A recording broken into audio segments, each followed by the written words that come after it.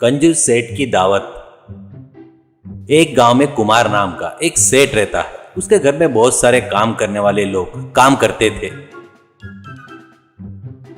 सेठ के पास बहुत पैसा था, फिर भी वो बहुत कंजूस था। घर में काम करने वालों को गिनकर छोटे छोटे कटोरे में खाना देता था। वो देखकर काम करने वाले गालियां देते रहते थे। ऐसे ही रहते हुए एक दिन सुबह ही उनके नाश्ते के रूप में उनको एक एक इडली देता है।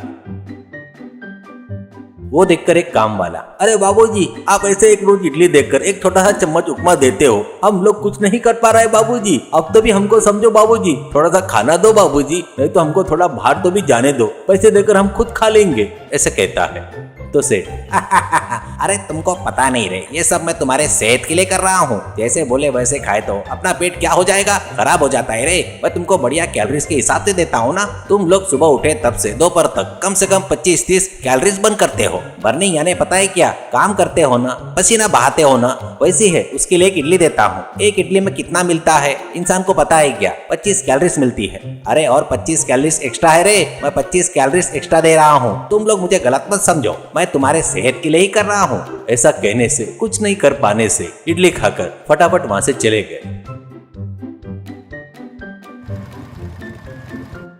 ऐसे ही रहते हुए एक दिन सेठ के पास उसका मुनीम चंदू आकर सामने हिसाब किताब दिखाता है। वो सब देखकर सेठ जी, क्या रे चंदू, इतने जन काम करने वाले मिलकर महीने में 50,000 का खा लिए क्या? अरे बाप रे, 50,000 का खा लिए क्या ये लोग, ऐसे कहता है चंदू। अरे बाबू जी, आप 50,000 कह रहे हो? साधारण ये खाना बाहर तो कम से कम 30,000 का होता है, ये आप नहीं देख रहे हो क्या? ऐसा कहता है सेठ। अरे चुप कर रे, क्या जब से मन में आया वैसा हिसाब बता रहा है? क्या समझ रहा है? 50,000 बोले तो ऐसे ही आ जाते हैं क्या? क्या समझ रहा है? वही मेरे पिताजी होते तो क्या करते पता है क्या? मुर्गी को एक लकड़ी से लटका कर बांध कर उसे ही चिकन बिरयानी मटन बिरयानी समझ कर खाओ करके बोलते थे। कितने पैसे बचाते थे पता है क्या? वैसे मुर्गी लटका लटका कर ये पूरा बंगला बनाया है, कहकर गुस्से से वहां से चला गया।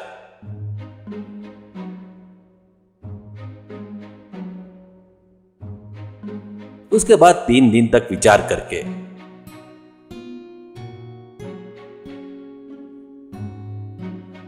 अपने सभी काम वालों को बुलाकर उनसे सेठ, अरे देखो, तुम्हारे लिए मैं एक जबरदस्त खाने का कार्यक्रम करने वाला हूँ। वो कैसे रहेगा बोले तो तुम लोग सोच भी नहीं सकते।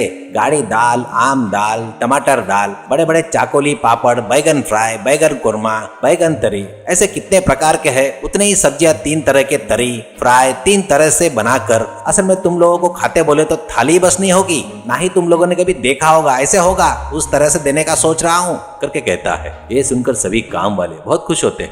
उसके बाद में एक काम वाला, अरे सेठ जी, आप बता रहे हैं तो मेरे मुंह में पानी आ रहा है जी, कब दे रहे हो वो खाना? ऐसे कहता है। तो सेठ, क्या दूंगा क्या? तुम्हारी माँ जी साधारण महीना भर उपवास दीक्षा लेती है ना, दिन भर उपवास रहती है, शाम को एक केला खाकर अच्छे से सोती है। ऐसे तुम लोग भी महीना भर ऐसे करने के बाद, महीना होने के बाद तुम सबको सामूहिक खाने का कार्यक्रम करूंगा करके कहता है। उसमें से एकदम सभी लोग शॉक हो जाते हैं। अब सेठ से काम वाला, अरे क्या है सेठ, महीना भर सब लोग एक केला खाकर जीना क्या? ये तो अन्याय है जी। घर का पूरा काम करने के बाद केला खाकर कैसे जिएंगे हम लोग करके कहता है सेठ। अरे देखो रे, तुम लोग सामूहिक कार्यक्रम का खाना खाओ या मत खाओ, मैं तो सिर्फ तुम्हें केला ही दूंगा। एक केले में 300 कैलोरीज होती है, 400 कैलोरीज हो सकती है, कितने भी कैलोरीज हो सकती है, ऐसा कहता है एक काम वाला। रहने दो बाबूजी, तुम्हारे कैलोरी का हिसाब वैसे बोले तो केला केला लेकर टुकड़े टुकड़े करके इतने पीसी देंगे, किस जन्म में हम लोग तुम्हारे कर्जदार है, शायद हमारी किस्मत है ये, कहकर काम वाले वहां से चले गए।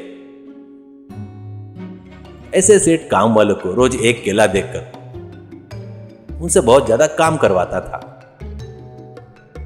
वो लोग कुछ नहीं कर पाने से, उनको दूसरी जगह जाने का रास्ता नहीं रहने से उसके पास ही केला खाते हुए, ऊपर से महीने भर बाद आने वाला सामूहिक खाने के बारे में बातें करते हुए, सोचते हुए समय बिता रहे थे। ऐसे महीना बीत जाता है। उसके बाद एक दिन उन सभी के पास आकर सेठ, आहा वाह, तुम लोग ने जबरदस्त काम किया रे लड़को, साधारण नहीं है। असल में तुमको एक स्टेज पर देखूं तो टुकड़े से ही जी लोगे लग रहा है, केले के टुकड़े खाकर। असल में तुमको रोकने वाला ही कोई नहीं है। ठीक है रे, मैंने जवान दिया था वैसा तुम सबको सामूहिक खाने की तैयारी करता हूँ, सभी लोग बढ़िया रेडी हो जाओ, ऐसे कहता है। तो ये सुनकर सभी काम वाले खुश हो जाते हैं। उसके दूसरे दिन ही सभी जन खाने के लिए सेठ के आम के बगीचे में बढ़िया नीचे पत्ते डालकर बैठते हैं। उसके बाद एक बड़ा बर्तन आता है।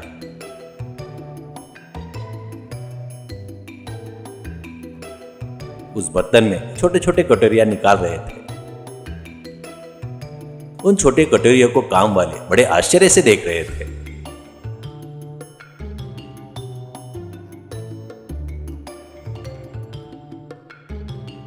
अब बैठे हुए काम वालों को एक छोटा सा चम्मच लेकर थोड़ा थोड़ा परसते हुए जा रहा था। वो देखकर एक काम वाला, अरे बाबूजी वो दाल टमाटर है क्या, मेरे को बहुत पसंद है जी, और आप वो एक एक चम्मच ही दे रहे हो, ऐसा कहता है। तो सेठ, अरे मैंने कितने तरह के दाल बनाया रे, तुम लोग सभी प्रकार के चम्मच भर के खाए तो पेट ही भर जाएगा। अरे वहां तक क्यों रे, नेक्स्ट पापड़ आएगा, देखते रहो, ऐसा कहता है। इतने में पापड़ लाकर उसके छोटे टुकड़े करके एक एक जन को प्लेट में परसते हुए जा रहा था। ये सब काम करने वाले बड़े आश्चर्य से देख रहे थे। ऐसे ही रहते हुए पूरे पत्ते में थोड़ा थोड़ा सा छोटे बच्चों को भी नहीं बोसोता ऐसा खाना देते हैं।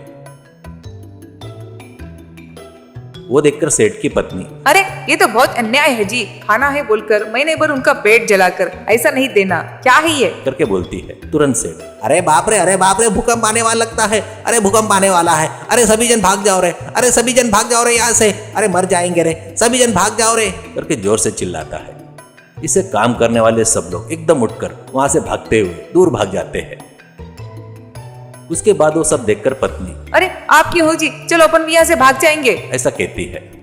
सेठ, अरे पगली मुझे तो ये खाना देना भी पसंद नहीं है, इसलिए ये सब वापस कटोरे में उठा ले, वो फिर से शाम को आएंगे तो एक एक केला दे दे, बस समझ में आए ना, एक केला खाकर जी लेंगे वो लोग, महीना भर खाकर साबित किए ना, जिंदगी भर भी जी लेंगे। कहने से वहीं पर खड़े दो काम वाले वो सब देखते हैं।